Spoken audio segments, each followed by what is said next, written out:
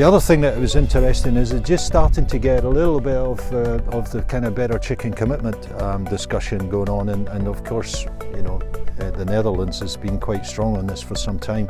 It's just starting to creep in, and some of the German-based retailers, Aldi, I think, have basically stated their timelines for moving all of their meat production, including poultry, into these more welfare-friendly systems. So that's starting to gain some traction.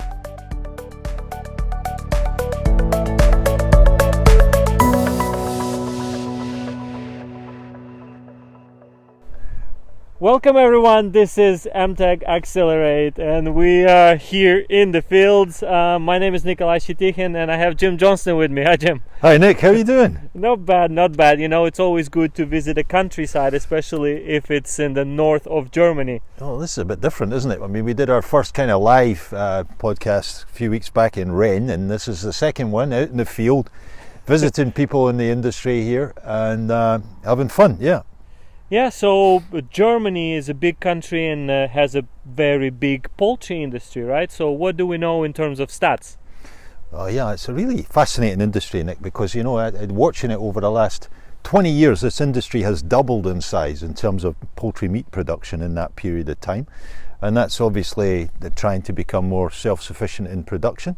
But the fact also, 20 years worth of new builds, and it means they're quite a young average age of broiler farm or poultry farm, which obviously is interesting for us because there's a lot of tech involved. Yeah, now we've been passing quite a lot of different types of structures and facilities, and all of them look pretty new. But we'll talk about that a little bit later, what kind of technologies they're using. But coming back to the stats, right? You said that the consumption grew, but the total meat production was at 1.6 million, right? And the chicken consumption is at 1.8 million, right? So it's quite a substantial part of the total. Yeah, I think that's right, and it's growing. I mean, poultry meat production in Germany is growing year by year. I think the last year we have stats for it grew over 2.5% in terms of their own domestic production. Of course, they import the balance from mainly Poland, effectively. But you've got increase in per capita consumption of poultry meat here in Germany, which is great. It's now sitting at, what, about 23 kilos Yes, it was 23, per capita? 23 kilos per capita for 2020. Now, the kind of interesting thing is that, well, chicken kind of increasing quite nicely per capita. The total meat consumption for Germany in that last few years is actually reducing. So there's slightly more pressure on total meat consumption here in Germany. And I guess that's the whole debate around sustainability and what people are eating, what the population's eating. Yeah, and also chicken is probably the most affordable source of protein, and that is very important. That's why it's growing. It's also healthier, and speaking about sustainability, it's one of the most sustainable proteins to produce. Absolutely is. So that competitiveness and the ease of, you know, how you use chicken in different diets and, you know, a flavour carrier and stuff is a real winner here in Germany, but as we all know, it's a kind of winner for chicken globally. So that's all great news. And you know, the other thing we're standing, I guess, behind, can you see, probably not see behind us, but there are some renewable energy wind turbines, and we've been driving through Germany the whole day and seeing lots and lots of these wind turbines, and so renewable energy is a big theme within this country here in the whole sustainability debate.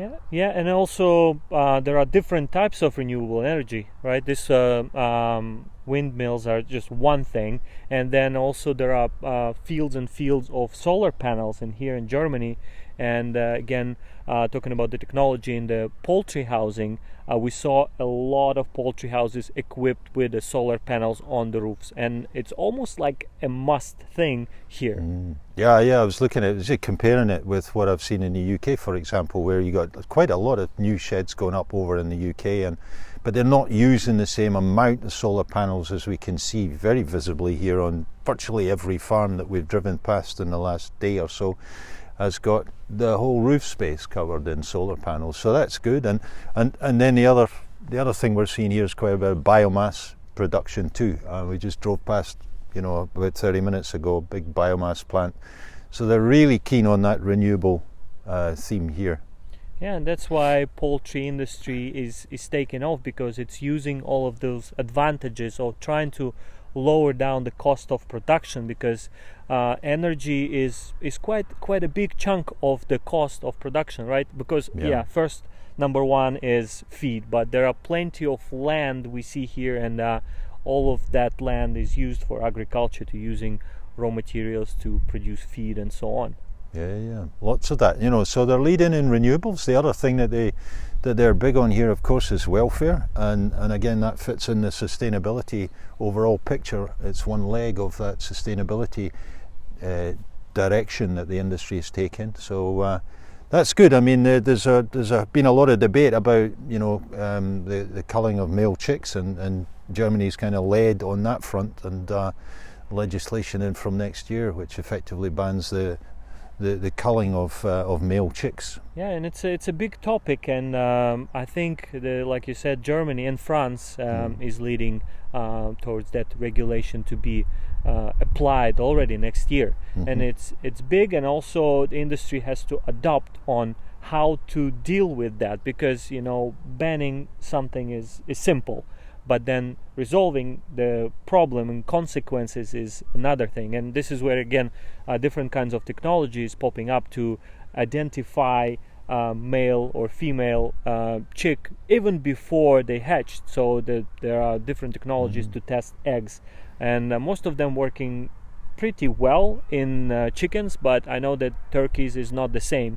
So that technology is not yet that advanced. It's a bit more challenging, isn't it? But I mean, it's always, in some ways, it's what's driven the whole poultry industry and the success of the industry over the last decades, is the fact that we get challenged by welfare, we get challenged, on competitiveness, cost of production, and the industry rises to the challenge every time. And it's about utilising technology and some of the science and trying to bring in how can we use that, whether it's sex determination of embryos is a classic example of that, and that's really going down pretty well. And the adoption of that technology, I'm sure, over the next few years will become more prevalent across the nations and across the world.